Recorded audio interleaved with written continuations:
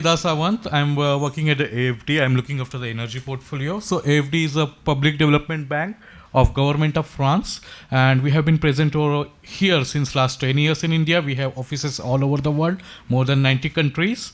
So this is I will focus on the India because we have the we have come down to the specific topic of the smart grids. So 50%, 57% portfolio is in urban transport. We are financing various metros, Nagpur Metro, Kochi Metro, Pune Metro, etc.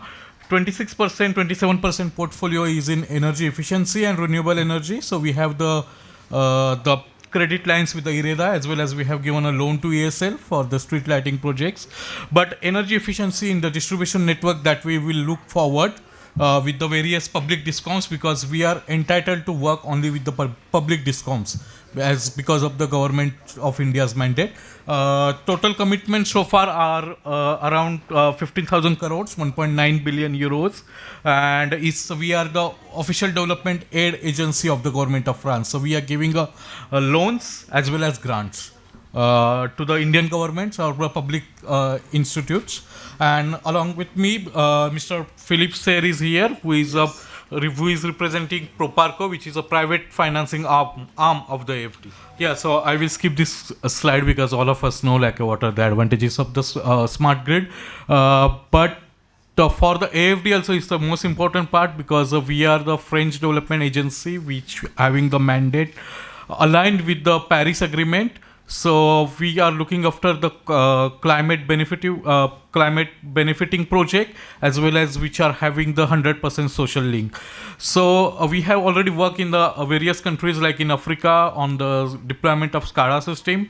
We are also looking forward in India for the enabling the discoms to take the challenge of renewable integration as well as the storage capacities, and also like the improvement of the quality of supply, and having a grid access, as well as underground cabling and modernization of the grids with the help of the financing coming from our side, and as well as technical assistance which will provide it to the discom in order to improve their operations.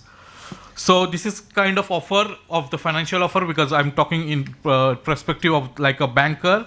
So we can provide a long-term consistent financing, the sovereign loan which can be routed through Government of India to the public discom with the maturity of 20 years, with a grace period of 5 years. It can be changed according to the needs of the discom.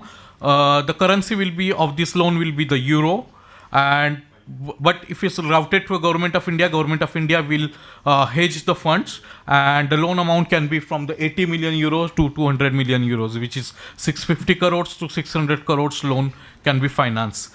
As well as we are not only the bank, we make the difference in the market because we provide the added value of the technical assistance. So technical assistance can be provided for the development, drafting the studies, pre-feasibility studies, study tours, as well as the capacity building programs having a focus on the gender aspect and the environmental social aspect. If the project, the storage project, which is or any other technology which is very innovative for the discom, we are attributed to the some of the funds from the EU as well as from the green climate fund. Also we can blend it and can reduce down the borrowing cost for the public discoms. So this is one of the project we funded the studies for the Madhya Pradesh government for the MPPCL, which has been then forwarded, then take further by EDF, which Mr. Daniel Maitre has already spoken of. So I will come to the Bangladesh project, where we financed the 100 million euro to the Dhaka Power Distribution Company Limited. Out of it was mainly focused on the improvement of the substations. So 6 substations were improved with the kind of SCADA and automation systems, as well as the power correction factor was one of the part of this project. As well as we mobilized the EU grant of 12 million in order to have the capacity building, as well as capacity building program and a new automation system in existing substations.